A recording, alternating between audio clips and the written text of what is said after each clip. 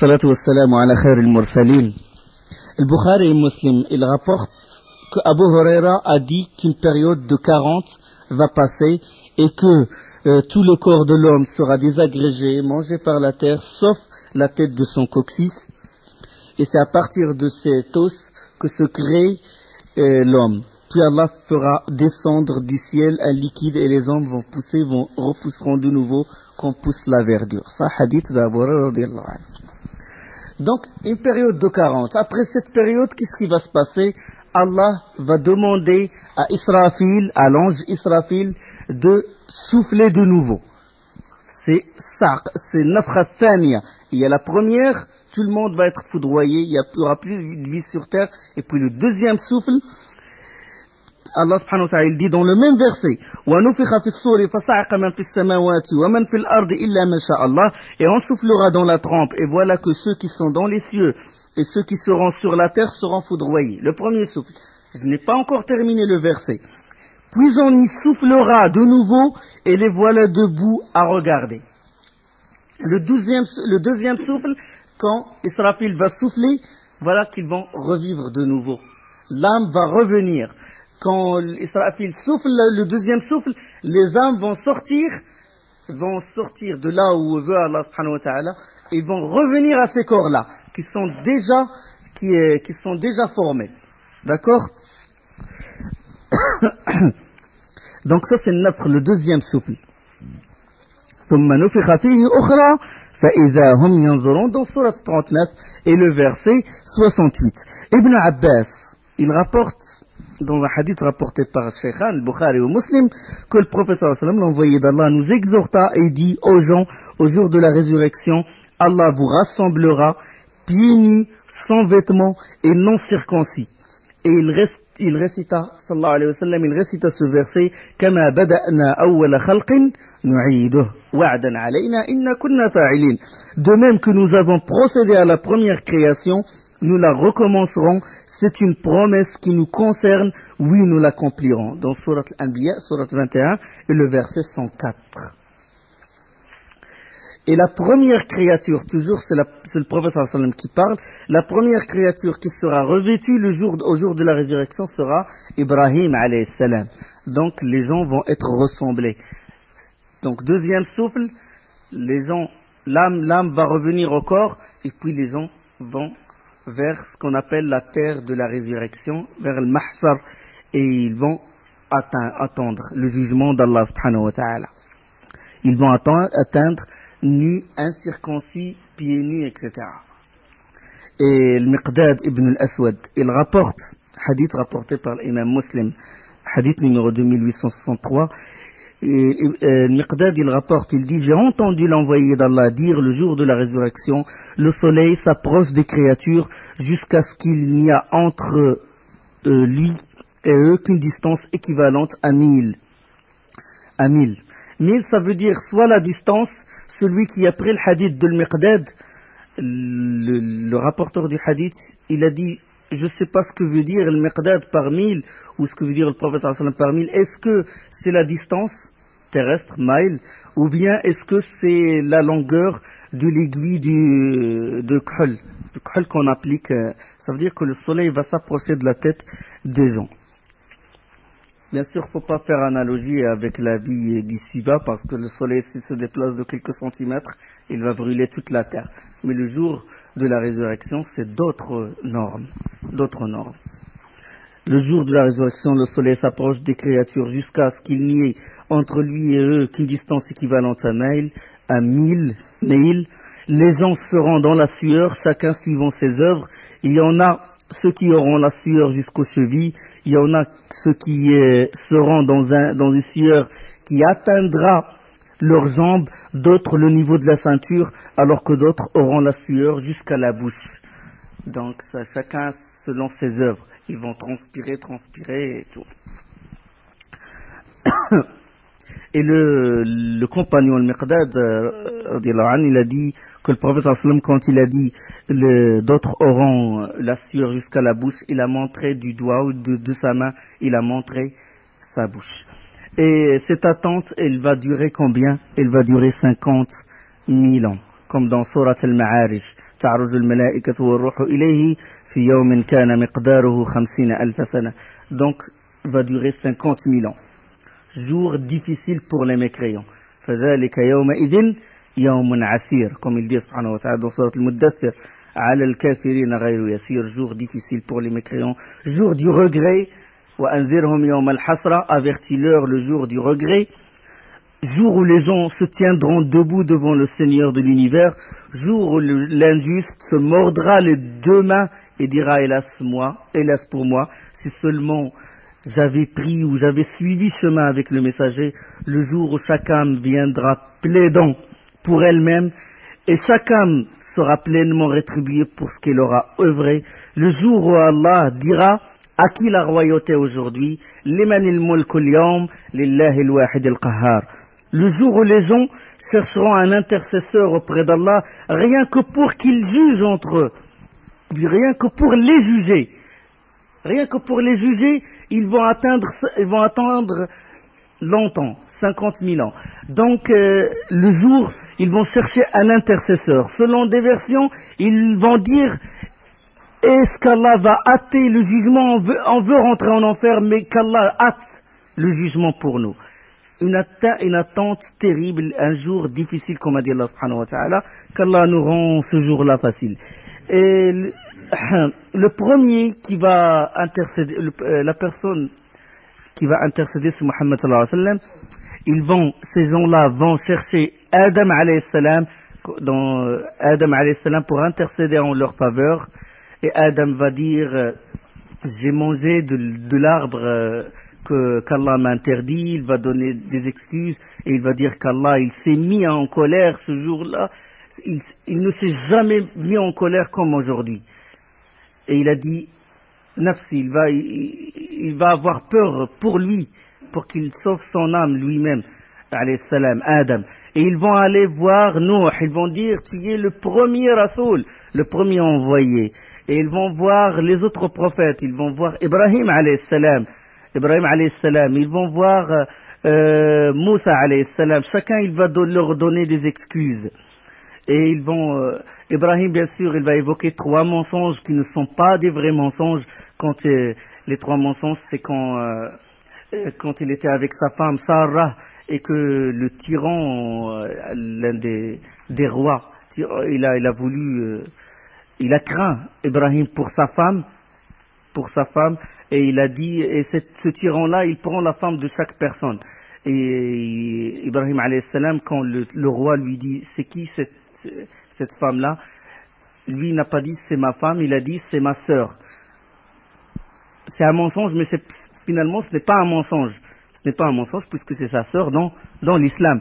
Et le deuxième mensonge, c'est quand son peuple a voulu l'inviter dans l'une de leurs fêtes où ils adorent les idoles, il a dit je suis malade. Mais ça ne veut pas dire qu'il est vrai, lui n'était pas malade, mais il est qala inni saqim. Ça veut dire que je me sens mal. Ça veut dire je me sens mal contre ces idoles-là ou quelque chose comme ça. De toute façon, c'est ce qu'on appelle tawriya. Il n'a pas vraiment, on ne peut pas considérer ça comme du mensonge. Et l'autre mensonge, c'est quand il a démoli les idoles, il a cassé les idoles, et il a laissé le plus grand, et il leur a dit, c'est celui-là qui a fait tout ce travail-là. Mais ce n'est pas un mensonge parce que le verset il est précédé par une condition quand il leur a dit parlez à ces idoles-là. Est-ce qu'ils vont vous répondre? S'ils vont répondre, ils vont vous dire que c'est le plus grand qui a fait ce travail. De toute façon, les 3 ne sont pas considérés comme des mensonges. Mais vu la virtuosité de Ibrahim alayhi salam, il a dit, moi je m'abstiens, je ne vais pas intercéder en votre faveur. Et ils sont allés voir Moussa alayhi salam, il dit, j'ai tué une âme, alors qu'il l'a pas tué volontairement. Et ils vont voir Isa alayhi salam, et Isa ne va rien dire, mais il va leur dire, allez voir Muhammad sallallahu alayhi wa sallam. Et ça, c'est ça ce qu'on appelle la grande intercession du prophète sallallahu alayhi wa sallam quand il va se prosterner devant Allah subhanahu wa ta'ala. Et il va louer Allah, il va évoquer les plus beaux noms d'Allah, ses attributs, Et Allah subhanahu wa ta'ala va lui dire, oh Muhammad, lève-toi et relève ta tête, demande et il te sera donné ce que tu demandes, et intercède et on acceptera ton intercession. Et c'est à partir quand il va intercéder qu'Allah va juger les gens. C'est une intercession pour juger, hein. C'est une intercession juste pour juger les gens. Tellement les gens vont attendre longuement. Allah subhanahu wa ta'ala c'est une intercession spéciale du prophète sallallahu alayhi wa sallam, le sceau des prophètes et le meilleur des prophètes. Quand Allah subhanahu wa ta'ala va lui dire relève ta tête et on acceptera ton intercession, le prophète sallallahu alayhi wa sallam a dit je relève ma tête et je vais dire ummati ummati, ça veut dire ma communauté au Allah subhanahu wa ta'ala. Donc hadith rapporté par le Bukhari et Muslim, c'est un hadith sahih. Donc Allah va juger. Les balances vont dresser. وَنَضَعُ الْمَوَازِينَ الْقِسْطَ يَوْمَ الْقِيَامَةِ فَلَا تُظْلَمُ نَفْسٌ شَيْئًا وَإِنْ كَانَ مِثْقَالَ حَبَّةٍ مِنْ خَرْدَلٍ أَتَيْنَا بِهَا وَكَفَى بِنَا حَاسِبِينَ. Allah subhanahu wa ta'ala, il dit, à partir de ce moment-là, il va dresser les balances. Il dit, subhanahu wa ta'ala, au jour de la résurrection, nous placerons les balances exactes, nulle âme ne sera lésée en rien, fût-ce du poids d'un grain de moutarde que nous ferons venir, nous suffisons largement pour dresser les comptes. Subhanahu wa ta'ala, dans Surat Al-Anbiya, Surat 21, le verset 47. Et là, les actions vont être pesées. Selon des versions, soit les actions, soit l'homme lui-même va être pesé.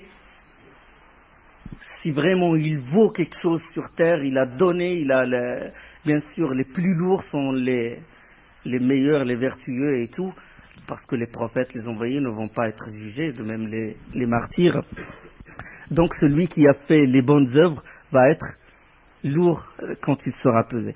Donc les actions, les actions des hommes, ou bien l'homme lui-même va être pesé, ou bien c'est les registres.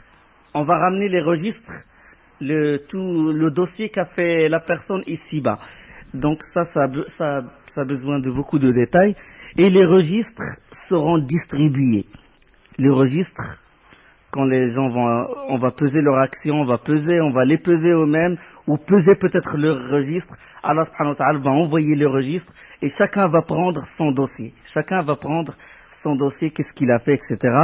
Et Allah subhanahu wa ta'ala, il dit dans Surat Infitar, quand il parle des anges, les scribes qui vont, soit ces registres-là, quand Allah il dit وَإِنَّ عَلَيْكُمْ لَحَافِظِينَ كِرَامًا كَاتِبِينَ يَعْلَمُونَ مَا تَفْعَلُونَ, alors que veillent sur vous des gardiens, de nobles scribes qui savent ce que vous faites, dans Surat 82, les versets 10 à 12, soit ces registres-là, soit d'autres registres, quand Allah il dit dans Surat Al-Isra وَكُلَّ إِنسَانٍ أَلْزَمْنَاهُ طَائِرَهُ فِي عُنُقِهِ وَنُخْرِجُ لَهُ يَوْمَ الْقِيَامَةِ كِتَابًا يَلْقَاهُ مَنْشُورًا اقرأ كتابك كفى بنفسك اليوم عليك حسيبا.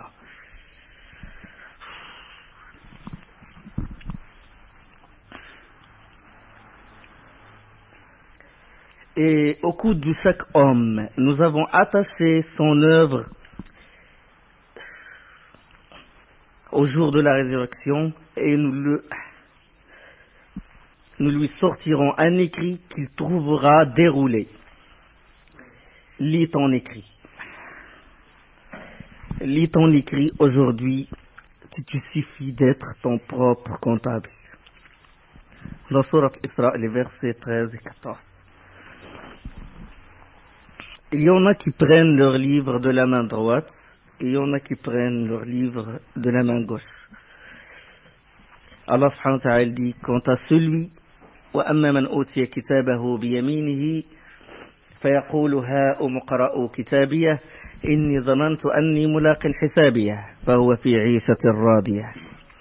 Quant à celui à qui on aura remis le livre en sa main droite, il dira, tenez, lisez mon livre, j'étais sûr d'y trouver mon compte, et il jouira d'une vie agréable. Et quant à celui qui prend le livre de sa main gauche, Allah subhanahu wa ta'ala يقول وَأَمَّا مَنْ أُوتِيَ كِتَابَهُ بِشِمَالِهِ فَيَقُولُ يَا لَيْتَنِي لَمْ أُوتَ كِتَابِيَهْ وَلَمْ أَدْرِ ما حسابيه يا ليتها كانت القاضية ما أغنى عني مالية. Quant à celui à qui on aura remis le livre en sa main gauche, dira hélas pour moi, j'avais souhaité qu'on ne m'ait pas remis mon livre, et jusqu'à la fin des versets.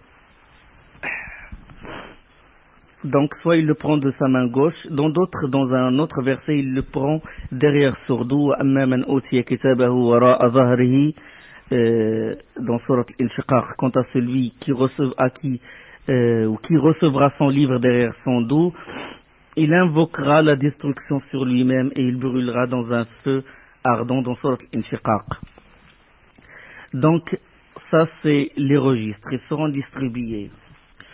Allah subhanahu wa ta'ala, il va demander des comptes à ses créatures. Puisque muhasaba, ce qu'on appelle hisab. Allah il dit وَأَمَّا مَنْ أُوتِيَ كِتَابَهُ بِيَمِينِهِ فَسَوْفَ يُحَاسَبُ حِسَابًا يَسِيرًا, dans Surat Al-Inshiqaq. Celui qui recevra son livre en sa main droite sera soumis à un jugement facile. Donc, jugement facile. Il y en a qui vont rentrer au paradis sans jugement, sans châtiment, les 70 000 qu'a évoqué le prophète sallallahu alayhi wa sallam dans le hadith d'Ibn Abbas, et ils vont intercéder en faveur d'autres. Et Allah subhanahu wa ta'ala va s'isoler avec son serviteur, parce que le croyant qui va rentrer au paradis va subir un jugement facile. C'est que Allah subhanahu wa ta'ala va s'isoler avec son serviteur musulman et il va dire, vois-tu tel jour, tu as fait telle chose, et le serviteur d'Allah va dire oui, et il confirme tout ce qu'Allah lui dit, et Allah subhanahu wa ta'ala dit, j'ai couvert tes défauts, tes péchés ici-bas, et aujourd'hui je les efface et je te les pardonne. C'est ça ce qu'on appelle hisab, c'est ça le jugement du croyant. Mais le mécréant, lui, Allah subhanahu wa ta'ala ne va pas lui demander des comptes, ne va pas lui demander comme il le fait pour le croyant. Lui, ses mauvaises actions, lui-même va être pesé, et là il sera fait état de ce qu'il a fait, de ses actions, et Allah subhanahu wa ta'ala va énumérer tout ce qu'il a fait, ses mauvaises actions, va les énumérer, il va les étaler devant lui, devant tout le monde va être dévoilé, et il va prendre connaissance de ce qu'il a fait, et là, Allah subhanahu wa ta'ala va l'emmener en enfer. Donc le jugement du croyant, le jugement des mécréants diffèrent, d'accord? Le jugement du mécréant, c'est, il le présente devant tout le monde, il le dévoile, il lui dit, voilà tes actions. Ça veut dire qu'Allah subhanahu wa ta'ala ne va pas faire des comptes avec lui. Pourquoi tu as fait telle chose? Il va le faire avec le croyant, mais avec le mécréant, non. Le mécréant, il va étaler ses œuvres, il va le dévoiler devant tout le monde, il va dire, voilà, ta demeure est en enfer. Allah subhanahu wa ta'ala dit, et quel pire injuste que celui qui forge un mensonge contre Allah, ceux-là seront présentés à leur Seigneur, et les témoins diront, voilà ceux qui ont menti contre leur Seigneur, que la malédiction d'Allah frappe les injustes. Dans Surah Hud, le verset 18. أولئك يعرضون على ربهم ويقول الأشهاد هؤلاء الذين كذبوا على ربهم. Il va les dévoiler, contrairement aux croyants non, Allah subhanahu wa ta'ala va s'isoler comme il veut, subhanahu wa ta'ala, yakhlu bi'abdih, entre lui son serviteur, comme lui il veut, subhanahu wa ta'ala. Et parmi les étapes aussi, il y a le bassin. Ça, c'est pour les croyants. Sur l'aire de la résurrection se trouve la vasque, ou le haoud, ou le bassin du prophète sallallahu alayhi wa sallam. À cette vasque, on viendra boire. Et l'eau de cette vasque est plus blanche, comme le décrit un des compagnons, est plus blanche que le lait, et plus douce que le miel, et les récipients qui serviront à boire seront aussi nombreux que les étoiles du ciel. Sa longueur comme sa largeur est d'1 mois de mars. C'est ce que nous rapporte un des compagnons du prophète sallallahu alayhi wa sallam. Donc quiconque boira une seule gorgée de cette eau sera à tout jamais préservé du mal. D'accord? Donc ça c'est la communauté du prophète sallallahu alayhi wa sallam va boire de ce liquide-là, de cette eau-là. D'accord? je ne veux pas détailler là-dessus, parce que c'est un long sujet quand même, et je passe à l'étape du pont. Le pont, وَإِن مِّنكُمْ إِلَّا وَارِدُهَا كَانَ عَلَى رَبِّكَ حَتْمًا مَقْضِيًّا. Il n'y a personne parmi vous qui ne passera pas, qui ne passera pas dessus. Car il s'agit pour ton Seigneur d'une sentence irrévocable. Allah il dit dans Sourate Maryam, tout le monde va passer dessus. Wariduha, ça veut dire le ha, le pronom, ou dessus de quoi, au-dessus de quoi, au-dessus du pont. D'accord? Le pont, il est le pont où tout le monde va passer par ce pont-là qui est au-dessus de l'enfer. D'accord? Il n'y a personne parmi vous qui ne passera par ce pont-là. Et ce pont, il est dressé, il est sur l'enfer. D'accord? Et il mène au paradis. Et tout le monde va passer par ce pont-là. Tout le monde. Tout le monde va passer. Les hommes vont passer selon leurs actions. Il y en a qui vont passer, qui vont franchir à la vitesse du regard, d'autres à l'éclair, comme nous a dit le professeur sallam, d'autres à la vitesse du vent, d'autres à la vitesse d'un cheval, le chameau, etc., etc., d'autres en marche, d'autres en rampant, d'autres seront jetés et précipités dans l'enfer, en enfer. Et le professeur sallam nous informe que sur ce pont, il y aura des crochets en fer, kalalib. C'est ce qu'on appelle kalalib, des crochets qui arracheront les hommes selon leurs actions. Et sur les bords de ce pont-là, il y a les prophètes, les envoyés et les prophètes, et qui invoquent Allah subhanahu wa ta'ala, qui protège les croyants. Et selon les actions de la personne va soit franchir, soit tomber en enfer. S'il est mécréant, il tombera en enfer. S'il est musulman, mais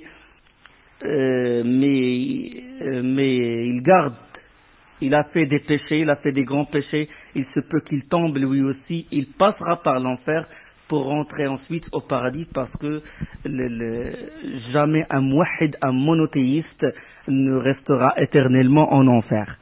D'accord? Donc selon les actions, les gens vont passer. Il y a Muslim, il rapporte selon Hudayfa et Abu Huraira que sur les deux bords, là je donne le hadith comme il est, textuellement, sur les deux bords du pont, il y a des pinces accrochées ayant pour mission de saisir ceux qui leur sont désignés. C'est alors que certains sont blessés par ces tenailles et finissent quand même par être sauvés, mais d'autres vont s'entasser dans le feu. D'accord? Et ceux qui vont passer le pont, ils vont s'arrêter, ils vont franchir le pont, d'accord, mais ils vont s'arrêter, ils vont faire halte sur une arche. Une arche, le professeur sallam l'a nommé Qantara, c'est Qantara, une arche. Ils ne vont pas rentrer au paradis, ils vont rester, et là, ils vont régler des comptes entre eux. Ça veut dire chacun il va s'excuser. Les croyants vont s'excuser les uns les autres. Leurs cœurs vont être purifiés. Toutes les réticences qu'ils avaient entre eux, ici-bas, ils vont se dissiper. Ça y est, maintenant, ils vont gagner le paradis, mais Allah subhanahu wa ta'ala ne va pas les laisser rentrer au paradis, juste parce que leurs bonnes actions sont plus lourdes que leurs mauvaises actions, ou parce que le prophète sallallahu alayhi wa sallam a intercédé en leur faveur. Non, ils vont rester jusqu'à ce qu'ils vont s'excuser et purifier et enlever toutes les réticences, les dissensions entre eux. Et c'est à ce moment-là que le prophète sallallahu alayhi wa sallam, c'est lui le premier qui va ouvrir la porte du paradis, puisque c'est lui le premier à entrer au paradis. Et sa communauté, c'est la première à entrer au paradis. Elle est la dernière, comme a dit le prophète sallallahu alayhi wa sallam, nous sommes les derniers et les premiers. Nous sommes la dernière communauté et la première au paradis. Donc ça c'est Qantara, c'est les étapes. Et ceux qui seront en enfer, les mécréants, éternité en enfer, et ceux qui seront au paradis, c'est l'éternité au paradis. D'accord? Et le prophète sallallahu alayhi wa sallam a plusieurs intercessions. On a parlé de la première intercession pour qu'Allah juge ses créatures. Il y a aussi une intercession en faveur de ceux qui ont commis les grands péchés. Le prophète sallallahu alayhi wa sallam en parle. Et il y a ceux qui ont commis les grands péchés. Il y a une autre intercession pour ceux qui ont mérité l'enfer. Il va intercéder en leur faveur pour qu'ils ne rentrent pas en enfer et ils rentrent directement au paradis. Et il y en a aussi pour ceux qui méritent directement le paradis, mais il va intercéder en leur faveur pour qu'Allah les fait élever d'un degré plus haut au paradis. Et il y a une intercession spéciale en faveur de Abu Talib, Abu Talib, son oncle, pour qu'il subisse, pour qu'Allah subhanahu wa ta'ala fait baisser le châtiment sur lui, mais jamais il ne rentrera au paradis, juste pour qu'il apaise le châtiment sur lui. Donc ça c'est une intercession spéciale. Sinon le mécréant ne rentrera jamais au paradis. Bon, Inch'Allah, après l'Asr, on continue la suite. Subhanakallah wa bihamdik, ashhadu an la ilaha illa anta, astaghfiruka wa atubu ilayk. Assalamu ala rasulillah, alhamdulillah. Bon, on a parlé des piliers de l'iman. Iman en Allah, en ses anges, en ses livres saints, en ses messagers, au jour du jugement dernier. Au destin, al-qada ou al-qadar, je ne vais pas parler de ce sujet aujourd'hui. Je vais réserver un cours spécial pour ça, parce que c'est le sujet le plus dur. Qu'Allah nous aide à bien le clarifier et à bien... Mais toutefois, je veux faire une récapitulation. Ça, c'est les piliers de l'iman. Iman billah, croire en Allah, wa malaikati, en ses anges, wa kutubih, en ses livres, wa rasulih, en ses messagers, wa liyawm al-akhir, au jour dernier, et au destin. C'est les piliers, d'accord? Tout ce qu'on a fait avant, on a parlé de l'iman.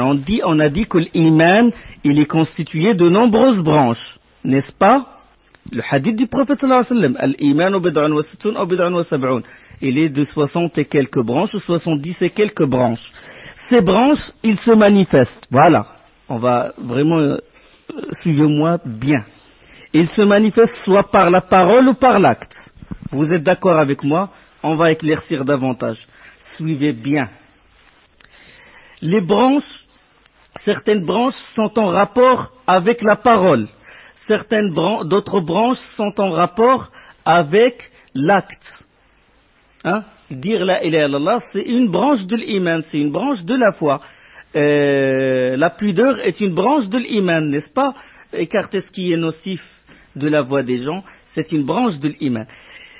Parlons maintenant des branches qui sont en rapport avec la parole. Et la première parole dont on parle, le premier dire, c'est le dire du cœur. Les savants l'appellent qawlul qalb, le dire du cœur. Les branches qui sont en rapport avec le cœur, avec la parole du cœur avant la parole de la langue. Qawlul qalb, ça veut dire la connaissance, ou le tasdiq, juger véridique, reconnaître, connaître, savoir, d'accord, la connaissance. Connaître quoi? Ils appellent ça l'a'tiqad ou at-tasdiq. Connaître ou croire en Allah. Ça se trouve où? Ça se trouve dans le cœur ou dans la connaissance. En ses messagers, ça se trouve où? Dans le cœur. En ses prophètes et messagers, en ses anges, au jour dernier, au destin, au livre. C'est une connaissance. Je connais Allah, je sais qu'il est en droit d'être adoré, et je connais ses noms et ses attributs, je connais les prophètes, je connais je connais certains messagers, Moussa alayhi salam, Isa, Yusuf, Yaqub, je connais. Donc, a'taqid, parole du cœur. C'est une branche de l'iman. D'accord? Croire au djinn, croire tout ce dont nous a informé le prophète sallallahu alayhi wa sallam, croire à la venue à la descente de Jésus, à la venue de l'Antéchrist, à Gog et Magog, croire. Il n'y a pas d'agir. Il n'y a pas d'agir dans ça. Il y a juste une connaissance du cœur qu'on appelle l'atiqad ou tasdiq. Donc c'est une connaissance, c'est une parole du cœur. C'est une branche de l'iman. D'accord? Croire en la Seigneurie d'Allah, etc. Maintenant, il y a la branche qui est en rapport avec la parole de la langue. On a parlé de la parole, le dire du cœur. Maintenant, le dire de la langue, c'est quoi? C'est de témoigner. Quand la personne il dit Ashhadu an la ilaha illallah wa ashhadu anna Muhammadan Rasulullah, sa preuve, ça fait partie de l'iman, ça. Ça rentre dans l'iman. Si quelqu'un ne témoigne pas, il dit moi je crois mais je ne témoigne pas. Là, il ne fait pas la shahada. Ça veut dire qu'il est croyant? Non. Il n'est pas croyant. La personne, il a la force de parler mais il ne témoigne pas verbalement. Ça prouve qu'il est mécréant. Parce que cette branche de l'iman, il n'existe pas en lui. D'accord? Donc, parler, témoigner, attester. Lire le Coran, c'est par la langue. Ça rentre dans l'iman, ça. C'est une preuve que la personne est croyante quand on le voit réciter le Coran. C'est une preuve. C'est une branche de l'iman. Changer le mal avec la parole. Vous connaissez le hadith du prophète sallallahu alayhi wa sallam rapporté par Muslim, selon Abu Sa'id al-Khudri, où le prophète sallallahu alayhi wa sallam a dit que celui d'entre vous qui voit une chose répréhensible,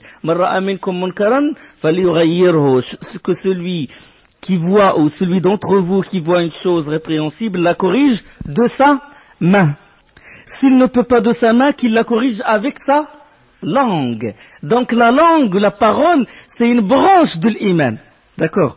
Qu'il la corrige avec sa langue. S'il ne peut pas avec sa langue, que ce soit avec son cœur, et c'est là le degré le plus faible de quoi? De l'iman. Il a changé avec le cœur. C'est le degré le plus faible de l'iman. Donc tout ça, ça fait partie de l'iman. Changer le mal avec la main, s'il ne peut pas avec la langue. Donc parler, la langue, la parole de la langue, c'est une branche de l'iman. Ça fait partie de l'iman. Maintenant, on a parlé de parole. On a dit parole du cœur qui est la connaissance. Celui qui ne croit pas au prophète, il n'est pas musulman, il n'est pas croyant. Celui qui ne croit pas aux anges, il n'est pas musulman. Celui qui ne croit pas au jour dernier, il n'est pas musulman. C'est clair et net. Voilà. Donc, croire, parole du cœur, parole de la langue. Maintenant, on va parler d'autre chose, de l'acte. Il y a des branches qui sont en rapport avec l'acte. Avec l'acte, comme l'amour. Le premier pilier de Tawhid, de l'unicité. Nul n'est en droit d'être adoré qu'Allah, ça veut dire nul n'est en droit d'être aimé qu'Allah. Parce que le pilier de l'uluhiyya, la ilah, et aliha, ça veut dire aimer, le sommet de l'amour. D'accord? Et Ibrahim, il est l'un des meilleurs. Après le prophète sallam, il est le meilleur rasoul, il est le meilleur prophète, le meilleur être humain sur terre. Parce que Allah, qu'est-ce qu'il l'a appelé? Il l'a appelé Khalil al-Rahman. Et le Khulla, c'est le sommet de l'amour. Donc le pilier de l'adoration, c'est l'amour. L'amour. Aimer pour Allah et détester pour Allah. Clair? On a parlé de ça, on a parlé de l'wala, al-bara, l'alliance avec les alliés d'Allah et le désaveu, l'écartement des ennemis d'Allah. Donc ça, c'est l'amour. Le premier, ça fait partie des branches de l'iman, la crainte. Ça fait partie des branches de l'iman, oui, bien sûr. J'étais avec une mauvaise fréquentation, je voulais faire le péché avec eux, puis je me suis écarté, je me suis éloigné. Qu'est-ce qui m'a poussé à m'éloigner? La crainte, la peur. Donc c'est une branche de l'iman, la crainte. On a parlé de ça. On a parlé, Cheikh Rahimallah, il parle Al-Khawf min al-ibada wa ad-dalil qawluhu ta'ala. La crainte fait partie de l'adoration et la preuve dans le Coran. Fala takhafuhum wa khafuni in kuntum mu'minin. Ne les craignez pas et craignez-moi. Donc si vous êtes croyants, donc il y a beaucoup de preuves. Vous allez lire le Coran, vous allez trouver beaucoup de branches de l'iman, de branches de l'acte qui se rapportent à l'acte du cœur. À savoir l'amour, la crainte, la peur, l'appréhension, tout ça, la vénération, l'humilité, tout ça, ça fait partie des actes du cœur qui sont des branches de l'iman, shu'ab l'iman, dakhlit shu'ab l'iman. D'accord? L'acte du cœur dont parle le hadith de l'iman, c'est 60 et quelques, ou 70 et quelques branches. La plus haute, c'est dire la ilaha illallah, la plus basse, c'est écarter ce qui est nocif, et la pudeur. La pudeur, c'est un axe du cœur. C'est une branche de l'iman. Le prophète sallallahu alayhi wa sallam dit wal haya'u min al-iman. La pudeur. D'accord. La pudeur, ça fait partie des branches de l'iman. Donc ça, c'est les branches qui sont en rapport avec les actes du cœur. Qu'est-ce qui reste? Les branches qui sont en rapport avec les actes du corps, des membres. il y a la salat. La salat fait partie de l'iman. Oui, la salat fait partie de l'iman, comme hadith de Bukhari. Quand le prophète sallam, la délégation de Abd al-Qais est venue le voir, et il leur a dit, savez-vous ce que ça veut dire l'iman? L'iman, c'est de témoigner la ilaha illallah wa anna Muhammad Rasulullah, et de faire la salat, et de donner la zakat, et de jeûner le mois de Ramadan, et de donner le 5e du butin, comme c'est rapporté par l'imam al-Bukhari. Donc il a fait rentrer la salat. Donc, la salat, c'est une branche de l'iman. La zakat, c'est une branche de l'iman. Le jeûne, c'est une branche de l'iman. Le pèlerinage, c'est une branche. Qu'est-ce que je suis en train de faire rentrer? Les piliers de l'islam, je le rentre dans l'iman. D'accord? Donc l'islam, il englobe l'iman, il englobe l'islam. Il l'englobe. D'accord? Donc tous ces actes-là font partie des branches de l'iman. Clair? Il faut retenir ça. Ça c'est le fondement, ça c'est la base.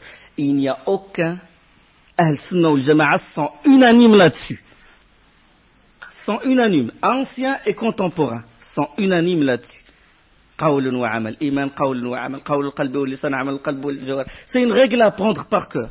Acte et parole, parole du cœur et parole de la langue, acte du cœur et acte du corps, des membres. Apprendre par cœur ça, qui augmente et qui diminue. La pudeur, il augmente. L'amour, il s'accroît, il diminue. L'amour, la prière, quand on fait beaucoup de surrogatoires, donc l'iman, il monte avec ses actes. Il monte avec l'obéissance et il diminue avec la désobéissance. L'iman, qawlun wa amal, yazidu bit-ta'a wa yanqusu bil-ma'siyah. L'iman, c'est parole et acte qui s'accroît avec l'obéissance et qui diminue avec la désobéissance. Règle. Écrire, je ne sais pas, écrivez-la chez vous, écrivez-la sur une feuille et collez-la dans le mur, ou je ne sais pas, apprenez ça par cœur. Il faut apprendre cette règle par cœur. D'accord?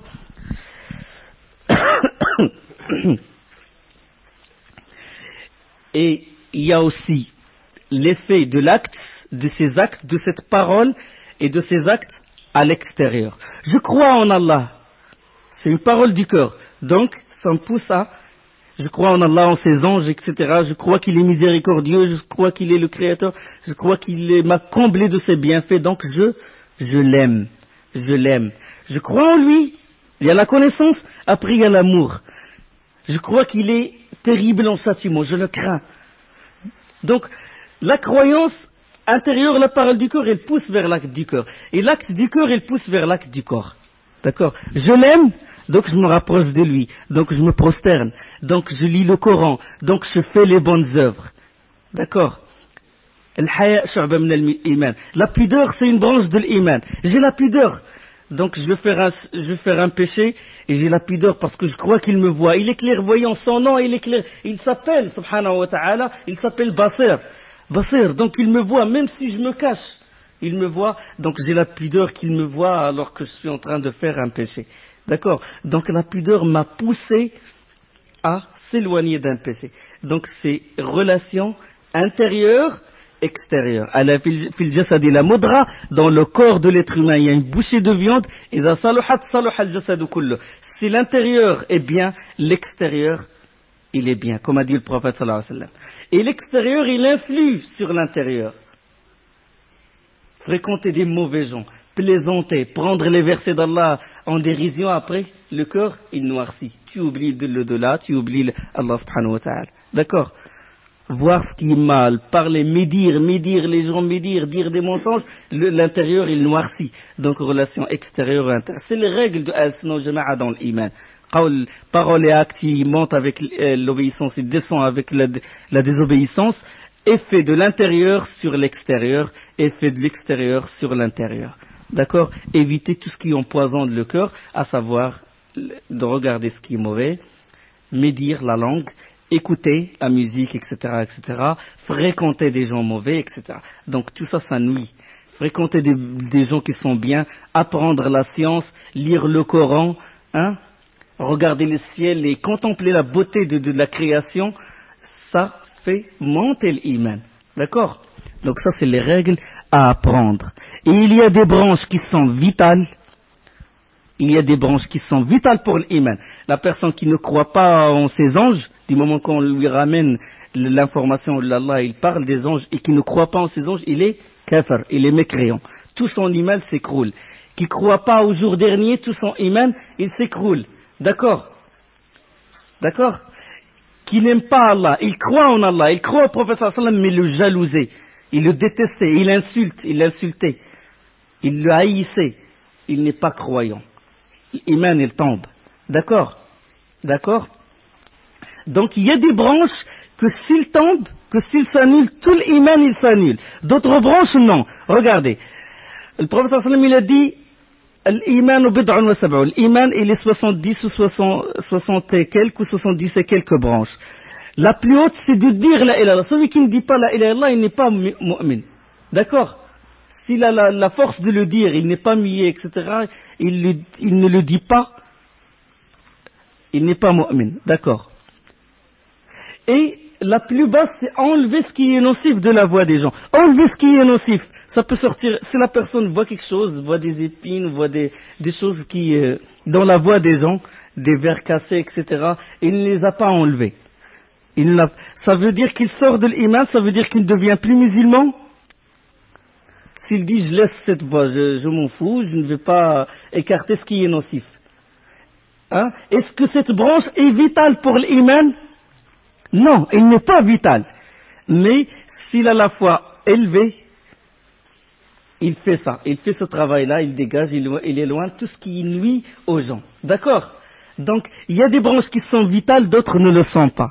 D'accord? Comme l'amour, il est vital, mais ça, on ne peut pas le voir. Sauf si la personne le manifeste par la parole en insultant Allah. C'est là qu'on peut prouver qu'il déteste Allah ou qu'il déteste le prophète sallallahu alayhi wa sallam. D'accord? Donc, croyance aussi. Croire qu'il ne croit pas en Allah, ou qu'il ne croit pas aux ses livres, ou qu'il croit qu'il y a un prophète après Mohammed sallallahu alayhi wa sallam. Il est mécréant. Donc, il y a des branches qui sont vitales, d'autres non. Les branches, d'autres branches qui se rapportent avec l'acte. La salat, la zakat, le hajj, etc. D'accord. Celui qui ne prie pas, pour certains savants, ils disent celui qui ne prie pas, il reste musulman, d'autres, ils disent non, il est mécréant. D'accord. Donc, c'est certaines, comme les salat, zakat, le hajj, etc., ce sont la base, quand même. Pour certains, ils sont vitales, ces branches-là. Ils sont vitales pour d'autres, ils disent non, mais la personne, il est dans une situation grave. Il s'approche de la mécréance. D'accord. D'accord. Alors que une personne qui ne fait pas de prière surrogatoire, on dit de lui qu'il n'est plus musulman parce qu'il ne fait pas de prière surrogatoire. Non, parce que surrogatoire, ce ne sont pas des branches vitales, mais elles sont importantes pour la perfection de l'iman, pour faire de quelqu'un un mu'min jusqu'à dire de lui qu'il est muhsin, ihsan, le plus haut degré.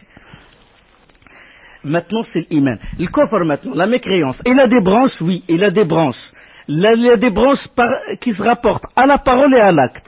La personne qui ne croit pas en Allah, ne pas croire en Allah, c'est une branche de mécréance. D'accord? Donc il y a certaines paroles, il y a la parole du cœur, certaines convictions et certaines paroles qui sont en rapport avec les branches de la mécréance et que si la personne il les commet, il sort de l'islam. D'accord? Insulter Allah, insulter ses envoyés. C'est un acte, c'est une branche de quoi qui se rapporte à la parole et qui est en rapport avec le kufr, avec la mécréance. C'est une branche de la mécréance. Insulter Allah, insulter le prophète. C'est une branche qui est en relation avec la mécréance, oui. Elle sort la personne, oui, il sort. Elle peut le sortir de l'islam. Celui qui insulte Allah, il peut sortir de l'islam, carrément. Parce qu'il a commis un acte de mécréance qui est une branche et qui, cette branche le sort. Il y a des branches de la mécréance qui ne sortent pas la personne de l'islam. D'accord? Il y a certaines convictions, il y a certaines branches. Par exemple, jurer par autre qu'Allah. Le prophète sallallahu alayhi wa sallam dit jurer par autre qu'Allah, c'est un acte de mécréance. Mais ça ne sort pas la personne de l'islam. C'est une branche de mécréance, mais il ne le sort pas, c'est kufr duna kufr, c'est la petite mécréance. D'accord? Aussi le petit shirk, c'est la petite association. D'accord? Mais il se peut pour d'autres comme celui qui jure par Allah ou Al-Uzza. Il jure par une divinité. Il est mécréant parce qu'il a la conviction que cette divinité il lui rapporte quelque chose, il l'éloigne tout ce qui nuit à lui et il lui ramène tout ce qui lui est bénéfique. Il a cette croyance, donc s'il jure par cette divinité, il sort de l'islam. D'autres non, ils jurent par ses enfants, ils jurent c'est un axe de mécréance, c'est une branche de mécréance, mais ils ne sortent pas la personne de l'islam. C'est la petite mécréance, ou c'est le petit shirk. D'accord. Il y a d'autres qui sont des actes de mécréance, des branches de mécréance, combattre les musulmans. Combattre les musulmans, c'est une branche de mécréance qui peut sortir la personne de l'islam. Mais le prophète sallallahu alayhi wa sallam il dit sibabul muslimi fusuq. Insulter un musulman, c'est un acte de perversion. Et le combattre, c'est de la mécréance. Mais cette mécréance, elle peut être grande tout comme elle peut être petite.